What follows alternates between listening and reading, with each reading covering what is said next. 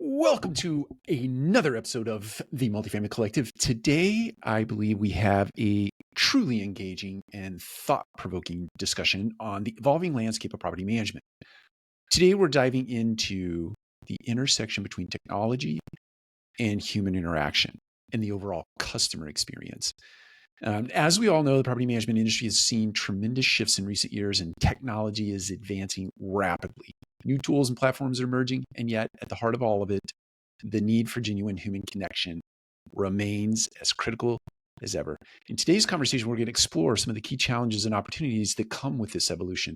We discuss how companies can balance leveraging technology to streamline operations and maintain the personal touch that makes residents feel valued and connected to the community. So joining me today are two industry experts who bring a wealth of knowledge and experience to the table. First, we have Jennifer Carter, whose passion for creating personalized, memorable experience in property management is well known. Jennifer has advocated for shifting the reactive to proactive management, and she's here to share her insights on how we can elevate the resident experience to new heights. And we have Lindsay Martinez from Tourus, who's a forward-thinking leader at the forefront of integrating consumer success strategies into the multifamily industry.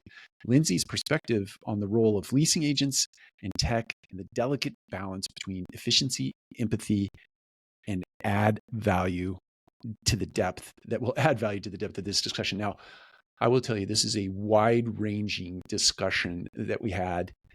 And really the through line is the consumer experience. And to some extent, there's a second through line, and that is the team member experience as it relates to the human element and the tech element as we start to see AI and other tech make its way into the multifamily industry. So grab your favorite cup of coffee and pull a chair up. Or if you eat popcorn, get it out of the microwave, pour it in a bowl, and let's get into it. Lindsay, Jennifer, welcome to the show. Thank you. Thanks so much. I did. You are excited? It's Monday morning. Are you really excited, or are you just saying you're excited? Well, I've had 3 cups of coffee, so I am great. And it's, almost lunchtime. So yeah, I'm great. Best day of the week in the middle of the month. So yeah, that's excited for this. It is excited for this on a Monday morning. Lindsay, have you had your coffee also? I am in the middle of my first coffee. First. Okay. Yeah. I am also on my third, Jennifer. I've not finished my third. I'm on my third. Wow. And we're all in the same time zone, and you guys are on your third and on my first. All right. Whoa. Let's see if I can catch up. Yep. We are going to have an incredible conversation. whether it's caffeine induced or just the excitement of Monday morning or the excitement of being on this call and talking about this topic. Let's I want to kick off where this conversation is going to be a little bit all over the place as it relates to the human and technology or AI or any kind of PropTech introduced into the resident journey, or what we might otherwise call the voice of the customer being in the room when we're designing this stuff. So I wanted to start off on the topic of, certainly all of this gives us an ability and an opportunity to personalize conversation, right? So if you're collecting a bunch of data and personalized conversation, Lindsay, let's kick off with you. What do you think about how personalization entering into this conversation is going to change the dynamic, if it is? Well, honestly, Mike, I think just hearing so much over the past year, over the past 2 years, kind of in a bifurcated way around this focus on personalization. How do we get to it? What kind of personalization? Can it be like a sweeping personalization where every prospect or renter has the same experience, but we want to make it hyper personalized in it feeling like it's hyper personalized, versus do we actually really want to focus on, okay, Mike drinks 3 cups of coffee before 11:30, and so does Jen, actually, even though they're not telling each other about that. So I think there's different levels of personalization, and I think it's time that we're really understanding how AI and tech can play into that. In light of our goals, do we want it to be really person focused, or do we want it to feel personalized at the group level? Yeah, that makes sense. Jennifer, I know we've had some dialogue, the three of us independently and also as a group. You've talked about personalization. You've used some outside examples of that. How do you think about this? I'm a huge proponent of personalization, but I think with the caveat of data, using the data that we have that's available to us to personalize. So getting down to the, let's say, second level, not just overall saying dear Jennifer, right? Like in an email and Mm, everybody just gets the auto name inserted there. I think it right. really comes down to learning about a prospect. Comes down learning about a resident and their likes and their dislikes and kind of what makes them tick, right? And what makes them who they are and what they like when it comes to who they are and where they live and in their resident experience. I think that's a really important point, Jen, because one of the things that we've heard, that I've heard over the years, and that we've heard collectively, our team from leasing agents as well as their leadership, is that that's the information that they want, but there's no real easy way to capture it, right? It's like, okay, maybe a survey.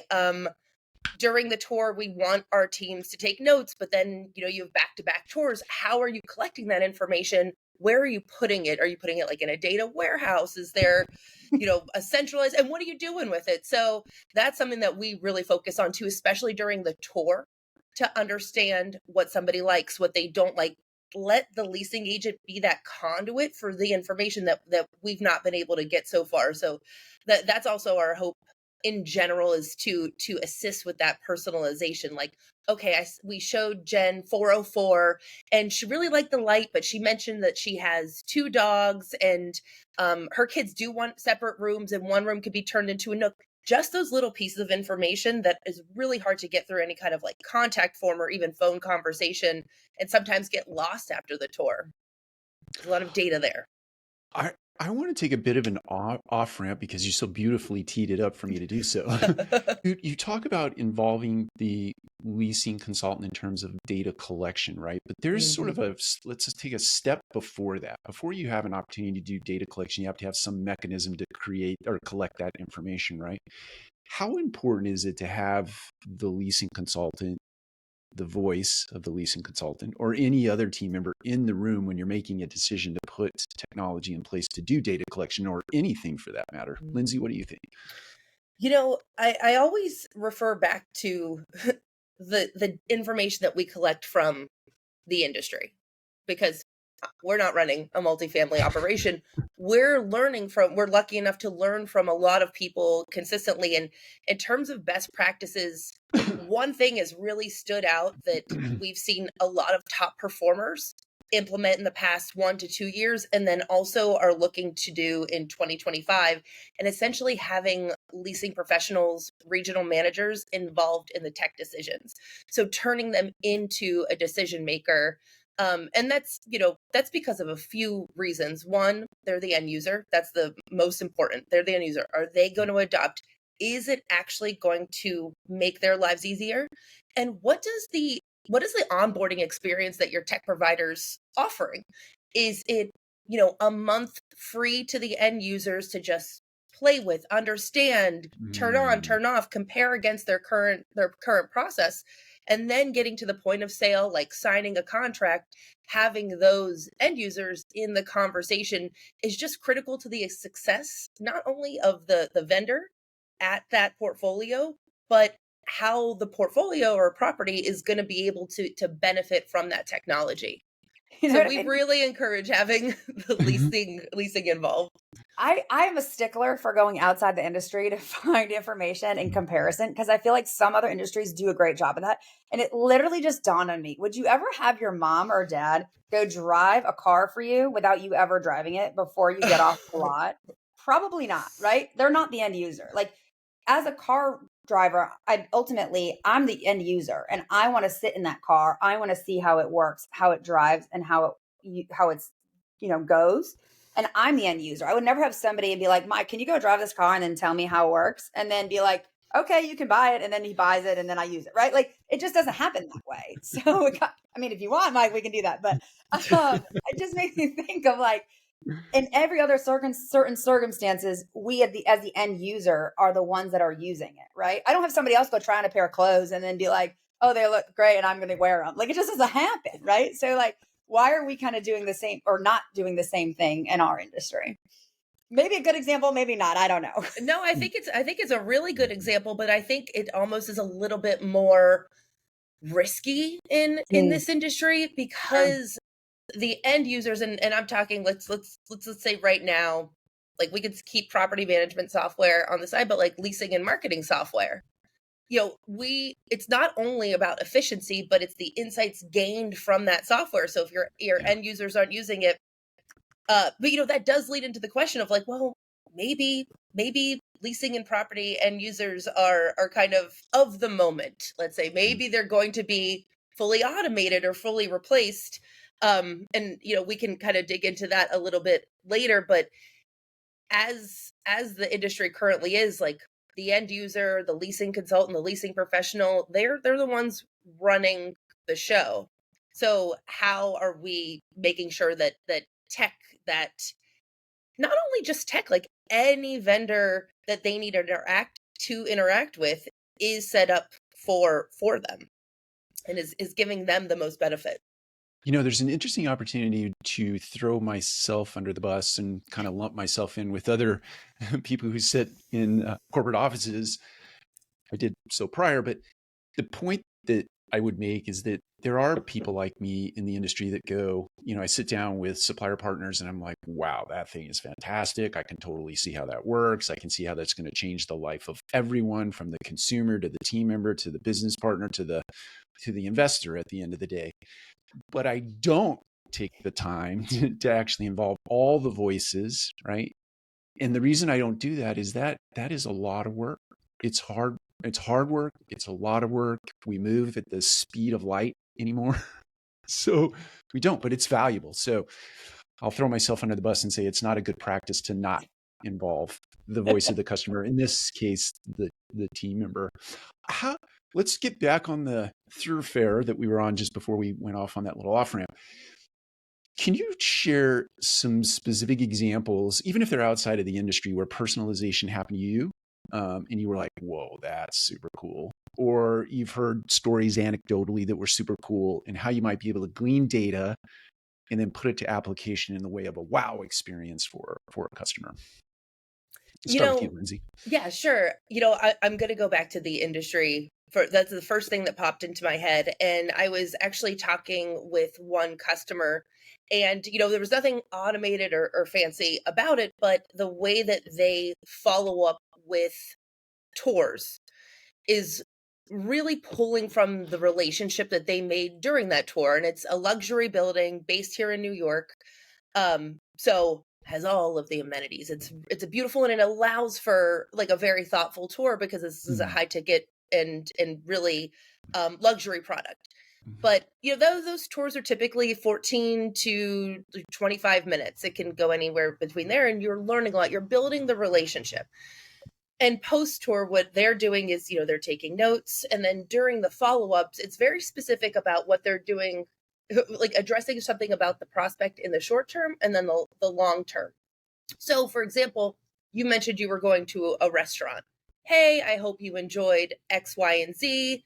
If you haven't gone yet, I know this really nice bar with a good cocktail nearby. Just kind of continuing the conversation that came up. And then long term, kind of like those static things. Like, we learned that you have 2 dogs. That wasn't in a contact form. We didn't get that in a guest card. So also addressing that and how your community relates back to that. And that kind of has been what drives the question around what kind of tools can support capturing that information. Because I was in leasing a long time ago in real estate. I was a rental broker, and it did a combination of things here in New York on the leasing side. And I remember very vividly, we had these like forms. It was like your contact intake form that I would have you sign and all these things. And I have my stack of forms, and it's just every little detail. Like during the tour, I'm like taking notes because I really had to move in between that prospect and the property that was going to be the best for them, and prospect B and the property that was going to be best for them, because they were looking for different things. And I do feel like that approach is very mimicked in scattered sites. Sure. when you're, managing leasing at multiple buildings, for example, and having to go. I think we're going to see that more and more, but really tracking and just like listening to the information, listening about that person, because understanding that person is going to help you place them more than understanding like, oh, I want a $5,000 one bedroom, that kind of criteria. Yeah, that makes sense. It's in my head, the advancements in technology have certainly made data collection a little more efficient, where you were literally paper, whoops, pen, Yeah. paper, Yeah. taking notes, or you do it on a post-it note after you get back to the office and you put it on and you lose that, and then you've lost the opportunity to do personalization or to have any sort of wow moment in the follow-up. Jennifer, any stories from you as it relates to that? I can't think of anything for me, but a couple of notes I would say is like there's software out there, and I haven't personally used it, but that does, I don't want to say scrape, but like tells you about like the person and their habits. I mean, that's how shopping Oh, happens, right? Or they know you want something, you're searching for something and something comes up and then it's like, oh, they knows about it. So I think that the opportunity to figure out the dots in between the big major points, right? Kind of thinking that resident journey of like digging in to get the dots in between, not just the one bedroom, the price, the dogs, or whatever, right? Like get the important stuff in between. Again, what makes them tick? What makes them who they are? And I will say this because this is one that's pretty neat to me. But Devin, who's on the marketing side in a property management company, Lusk, who is very well known in the industry, she, on a conversation with her, she always has told me, and I'll never forget it. And this is how I remember her. She likes pickles. So literally anytime I'm ever like out and I see stuff that's related to pickles, I just think of her. Right. And it's like, if you can do that from that angle about your prospects and something sticks out to you that you can't forget about, and then you use that in the follow up, or you use that when they become a resident, like that's called personalization, right? That is something that really is about them and that's of interest to them. So I think those kind of neat opportunities are really great. Jen, that as soon as you said that, that also kind of brought to mind, and I don't want to, and Mike, forgive me for going off ramp again, but no. brand, like, how can that be flipped around, and how can portfolios learn from that kind of like memory association? Mm. How can portfolio ABC be like have a pickle that anytime I see them and I'm like I see something I'm like, oh right, because that's a great experience, or it's just something a little bit more unique that reminds you consistently whether you're moving or not, like in an omnipresent way. That brought to mind uh, when I lived in St. Louis, worked for a local mom and pop property management company there. Wonderful organization, but the father developed a property in the Central West End, and he was insistent about this, but it had a clock tower on top of the building. It was literally protrude. It was like a 5-story wrap building, modern amenities, all the bells and whistles. But this clock, right? And the premise for this clock was that everyone will remember that property because it's the property with the clock, right? So Yep. we had this sort of tie to the clock, and everybody would refer to the property in any conversation, right? Whether they were renting an apartment or not, they would always talk about this property in the Central West End that had this big clock on the top of it. I want to switch gears. The human versus the AI and the technology, right? There's this big battle brewing. And I think that there are camps on both sides. There are camps in the middle. There are camps that are like, I have no idea what's going to happen with this, but I'll grab some popcorn and a soft drink, pull up and take a look at it. Lindsay, I want to hear what you think about this struggle between technology and humans.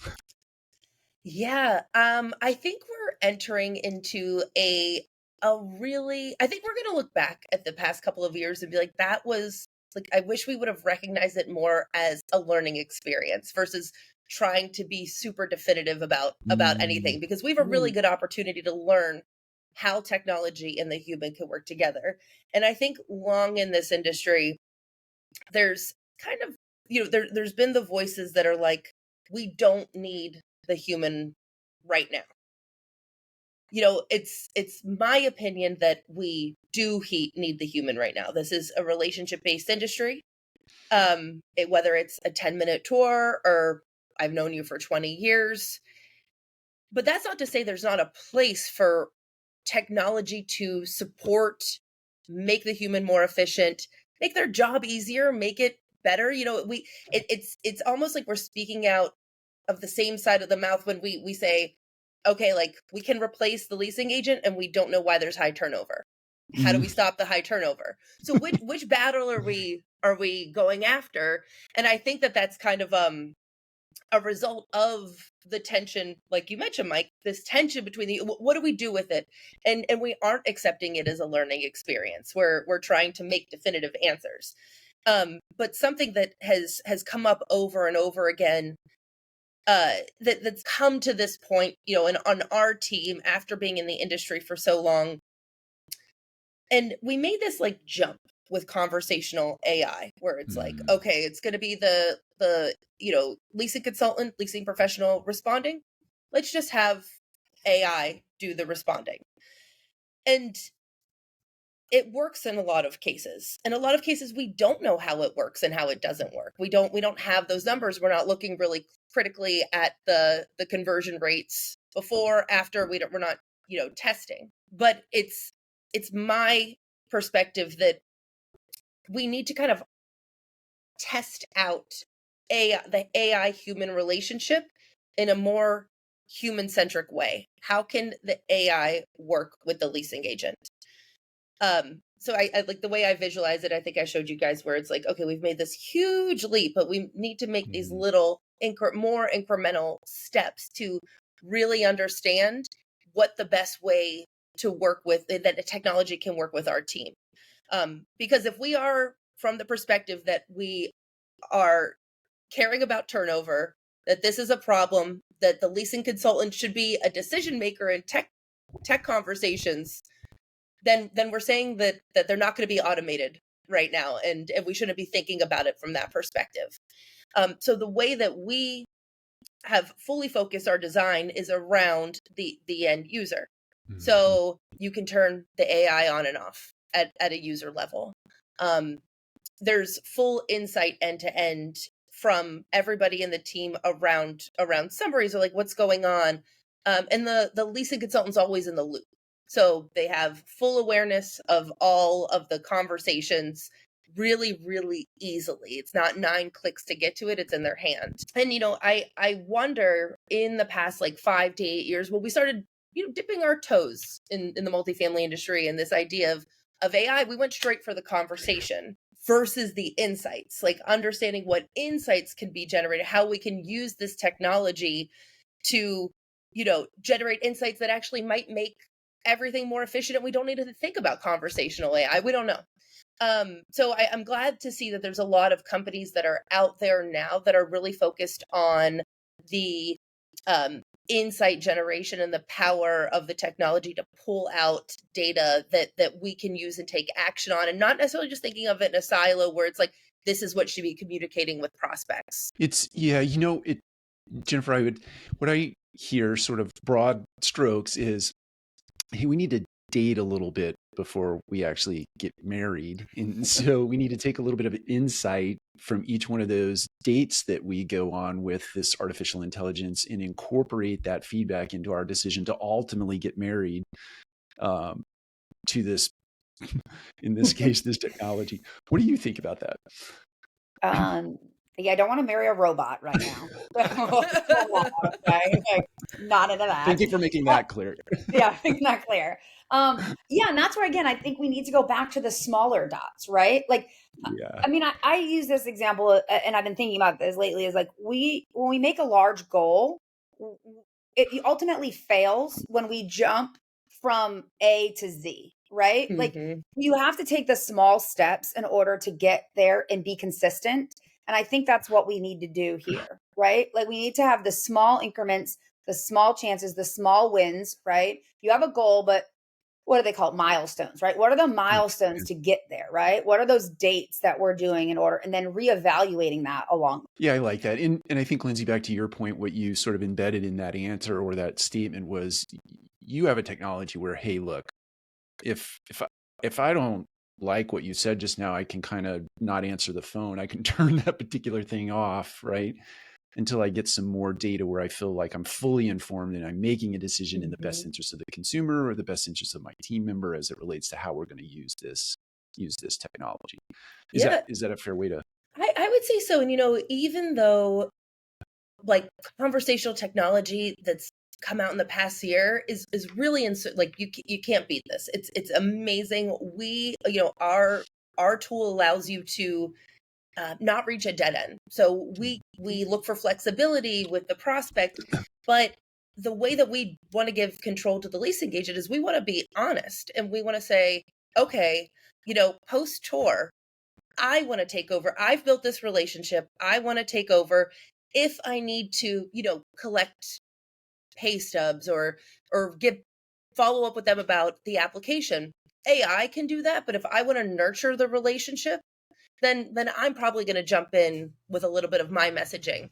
So, I don't want to say like here are the guidelines, but that's why we want to make it flexible. Use it as you see fit for the leasing agent, because what we kept hearing from a lot of people on the ground and also their leadership was like, the AI will talk to the prospect and then just hand, Lindsay, the leasing agent, okay, Mike Brewer is coming in on Tuesday. And it's like, well, there's the potential for a lot more context here to go back to the personalized touches, even at the beginning of the tour.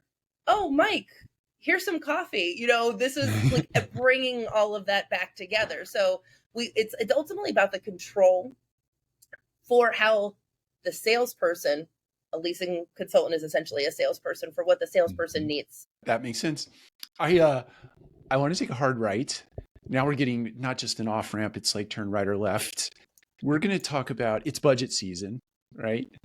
And we want to talk about proactivity, which was kind of embedded in what you just said. You want to be proactive in how you insert yourself or how you don't insert yourself in particular conversations, whether it's germane or not. But in budgeting, we talk about this sort of frustration that happens every year around this time. Guys like me and others like me, we tend to sort of take a T3 look back or a T1 look back or a T12 look back, and we sort of just budget on a go forward based on that historical data. But boy, there is a lot more work you could do to make that experience better. Jennifer, let's start with you this time. What do you think? In regarding technology, like of like Yes. just kind of like slicing it out and adding it in.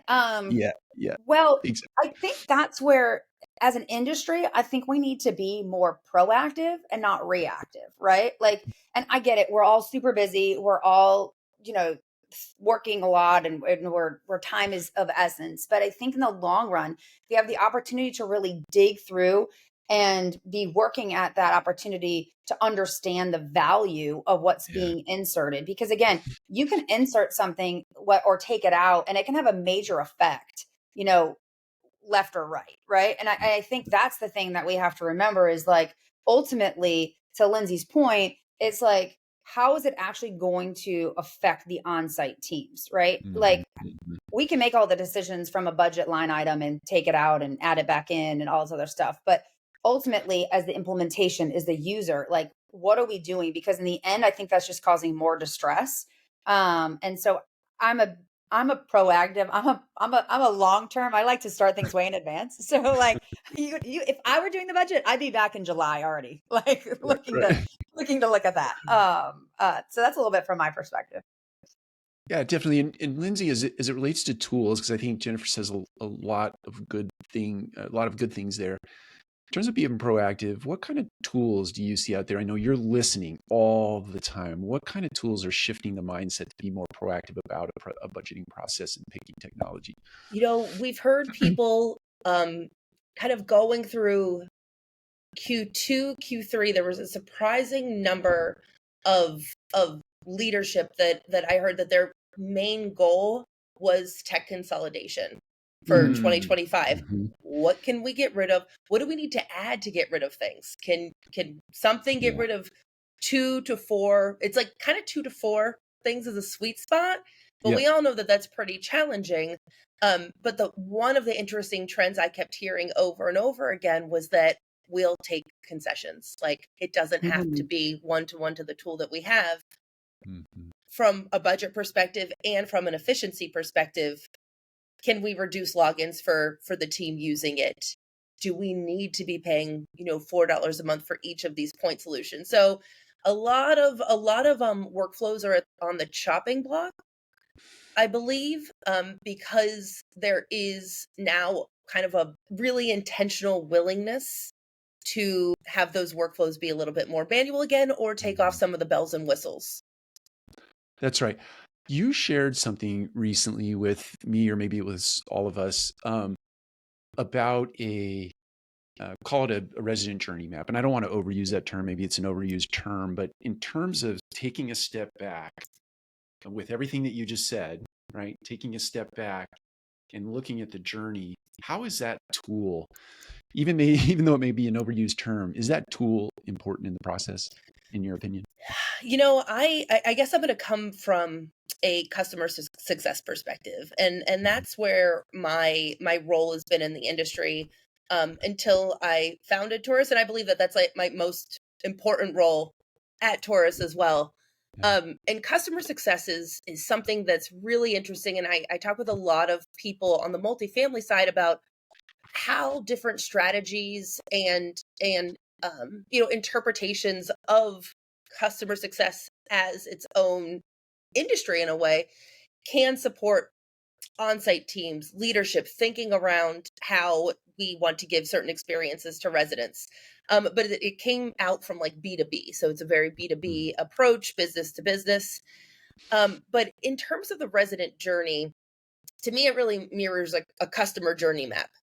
And I think it's all of these things are so great in theory, but how do you actually put it in practice? Like, who's involved? Do we use sticky notes? Do we use an Excel sheet?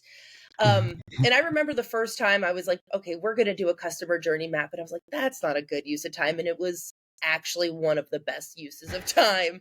So, 15-year ago, Lindsay was wrong about that. Because it does seem where it's kind of like, I'm so busy, to your point. Jen's like, why do I have to? But how, I think when you understand like what it actually can entail, and then the outcomes, because it doesn't need to be a huge overhaul of any kind of strategy.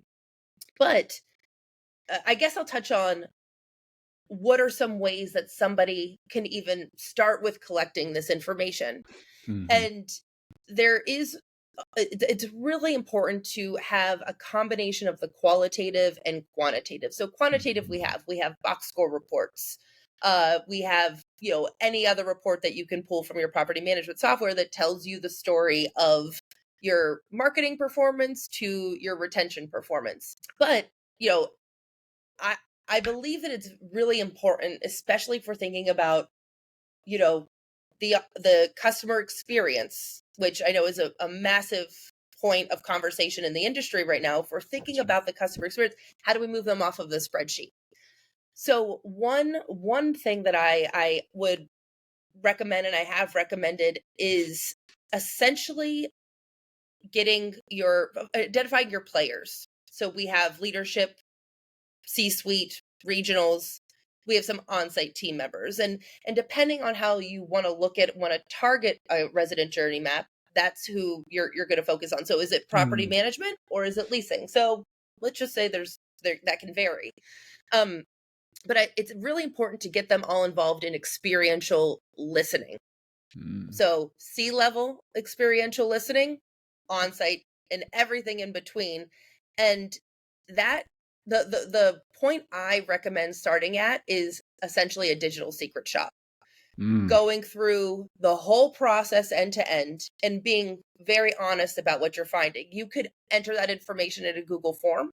It could be taken on notes in some way, and all aggregated and data pulled out.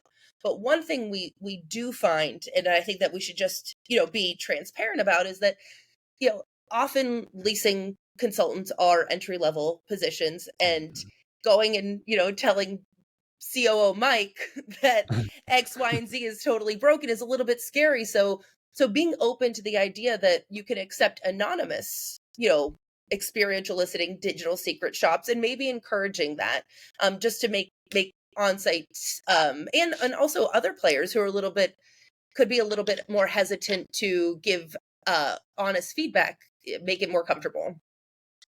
Definitely. Anything come to mind for you on that point, Jennifer? Well, I was trying to figure out how to switch my brain as she's talking because I used to work for Satisfact, so I'm very familiar with reports and surveys and data and the experiential.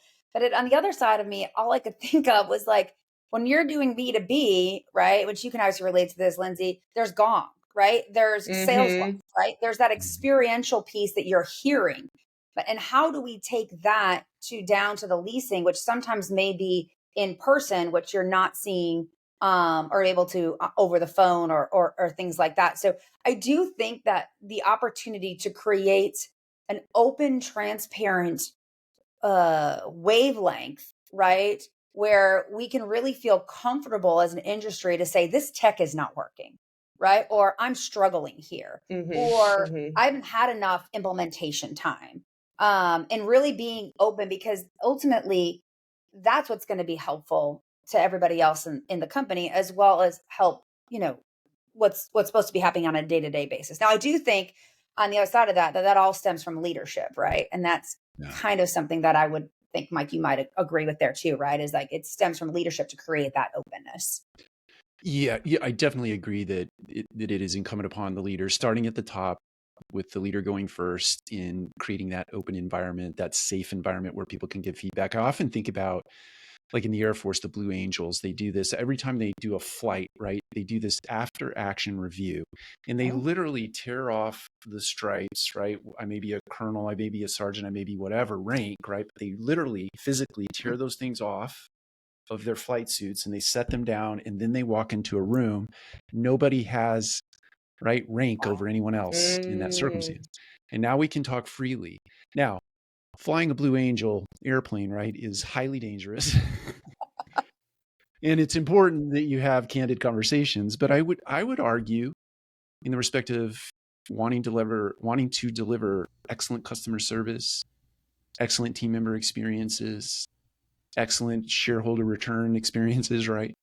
You have to have that kind of candid conversation. You have to have an environment for that kind of candid conversation in your organization. So yes, it's on leadership, but it's also on, to Lindsay's point, it's also on the leasing consultant to feel comfortable, feeling uncomfortable in that environment, because you're still going to have that sort of stigma, right? I'm in the room with the big person. So yeah, it's incumbent upon both sides to show up. Absolutely. Definitely. Sure. Let's stay on the topic of team member experience for a second. How do you think what we're talking about today in a through line sort of adds up to better job satisfaction or better engagement from a team member's perspective? It could be leasing, it could be if you still have an assistant manager or property manager. How is this all adding up to a better team member experience? Okay, I just need to jump in real quick, because Lindsay and I have had this conversation before. I don't know if she knows what I'm thinking, but I feel like when your on-site team members enjoy their job, are not blocked from doing their job every day, they're going to be a lot happier, right? And so when I say blocked, I mean, don't go to 10,000 apps, don't go and have 16 logins, right? When they freely can have the right tech to come in, feel comfortable and equipped and understand how to use it, then I think that they're going to be successful and have great a great customer, all of that, right? And great employee satisfaction, right? When I can download an app and I don't need somebody to show me how to use it, or it's just natural, right? Then I'm going to be more apt to use that device or that PropTech. So I don't know, Lindsay, would you agree? I mean, I feel like we kind of chatted a little bit about that. Absolutely. And I think it also, align outside of the tech piece, but aligned with it is like feeling empowered. Like I am faced with a decision. We have the company rules, but this has to go outside of I am empowered to make this decision. This is within my purview. Especially because, and this is something I think we've also talked about, but this is a sales position. How do the most successful salespeople kind of get to the positions that they're at? they develop their voice, they learn different techniques. And that's why something that's really exciting to see are all these training positions getting a lot of attention, people flying around the country, not only training on the tech, but like training how to be a great salesperson. But yeah, like, can we make it frictionless? Can they not be blocked, and can they be empowered? And also, I don't know if this is necessarily, maybe this is a little controversial, but how do they see the next step in their career from where they are? If I go apply for a sales position right now at, let's say, I don't know, Disney, that's not something I've ever had any experience in. They're going to want so much background from me. I don't even know what I would be selling at Disney. Maybe ads, but they're going to want 15 years, X, Y, and Z. So when we think about who is on the front lines of these multi-million-dollar assets, they are salespeople. How do we give them the tools to be the best salespeople they can be? And how do we drive that line of sight to the next step in their careers? Yeah, that is a huge topic today. It certainly, as it relates to AI and potentially eliminating a lot of the rote and routine work that is germane to whether it be leasing or assistant managers or property managers. All this task-oriented work is potentially going away, or at least being disappeared, put behind the scenes. And some of it's even DIY back on the customer, right? Mm-hmm. So it is that, how do I marry up, or using your term, how do I create that line of sight between what I'm doing today and exercising these skills and that next thing for me? You talked about at some point, as it relates to this, getting deeper into exercising deeper emotions into the consumer experience or the team member experience. Or how do you, and we're going to go back to training, I'm going to tie this to training and then we'll get a punchline. But what skills, kind of deeper emotional skill training, can you do with a leasing consultant or a property manager without crossing, when you start talking about eliciting or creating emotions in a consumer, there could be these blurred lines, but what are you specifically training on the soft skills side of the equation? I mean, I feel like there's so many experts in this space. But I'll speak to kind of how we approach our leasing agents and property managers who use us from a sales perspective in some way. And at the end, and I guess I'll look back at my own real estate experience and what helped me be a sales leader. And I know that this is, it's not an uncommon thing, but it's very true. It's empathy. Yeah. And, not everybody has the same levels of empathy or understanding how to employ empathy. The empathy that I have in my personal life is probably a different type of empathy that I'm having in my work life. And I think that we're all like that, but it's almost about recognizing it and recognizing the different ways that you relate to people in a professional sense. In 5 minutes, in 25 minutes, so-and-so is moving from St. Louis. Oh my gosh. Okay. Here's what they could be experiencing. But understanding how your own personal empathy relates to the situation at hand. And in this case, I guess we'll talk about like leasing and residence. And I would say that's a very critical soft skill that's pretty universally shared by some of the best salespeople, because they're not selling you, they're consulting you.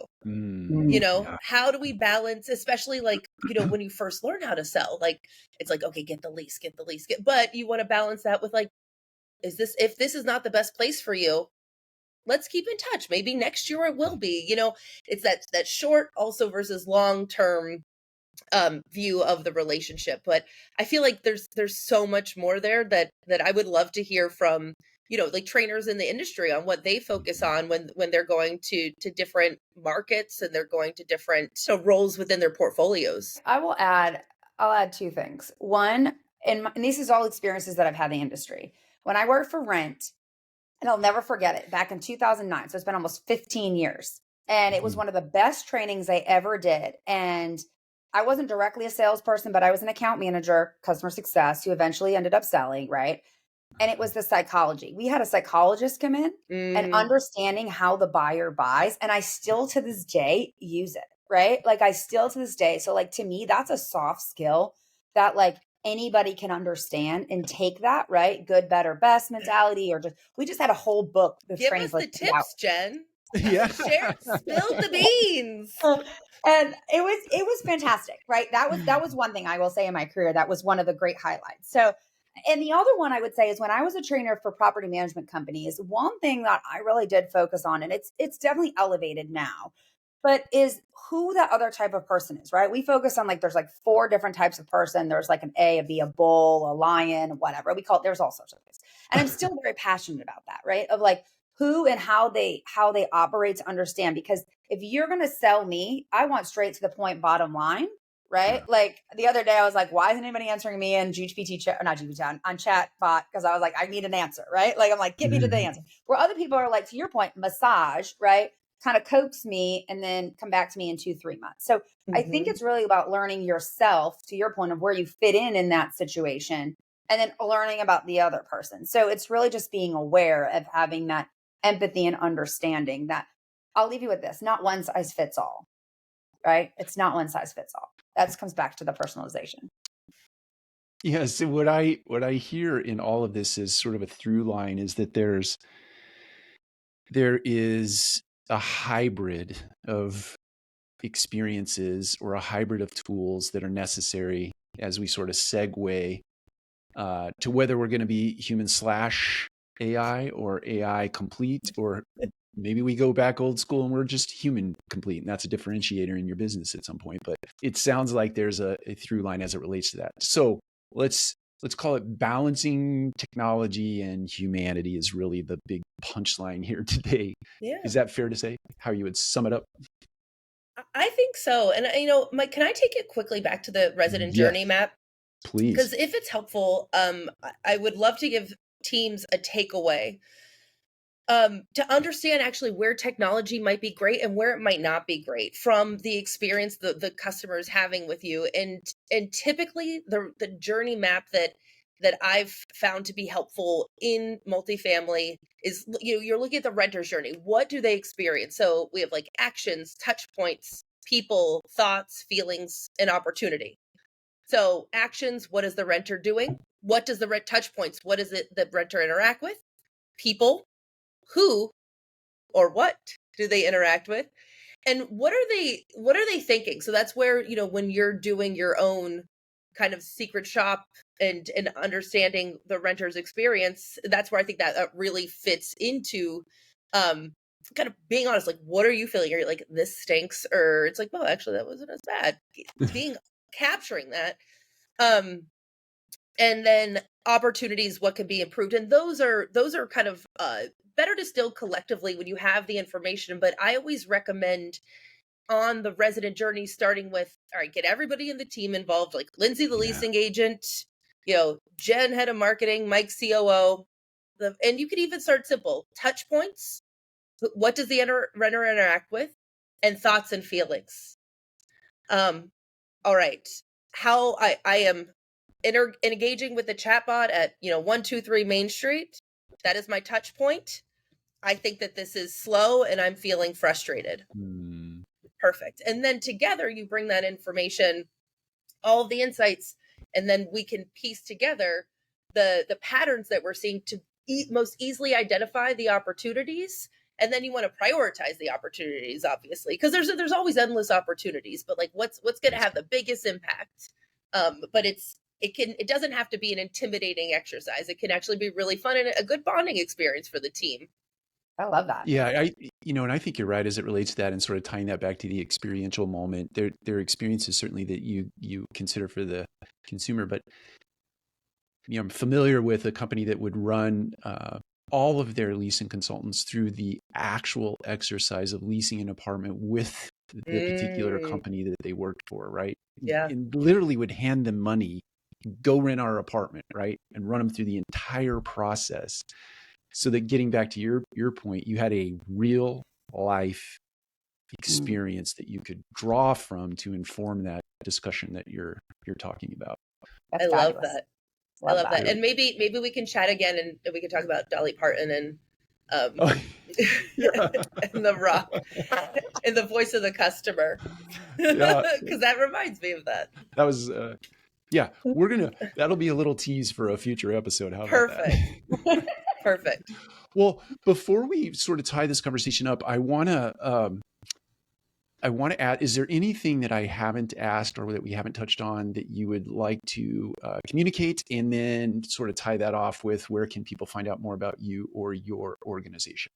I think we kind of hit on so many topics, and yeah, I guess I would just kind of drive home the point of thinking about how we marry qualitative and quantitative pieces of information together to understand opportunities, whether it's from a customer experience, whether it's from our team's experience, and the tools that do that. And, that's something that we are fully focused on, both on the on-site team side and the resident/customer experience side. But this has been so fun and wonderful.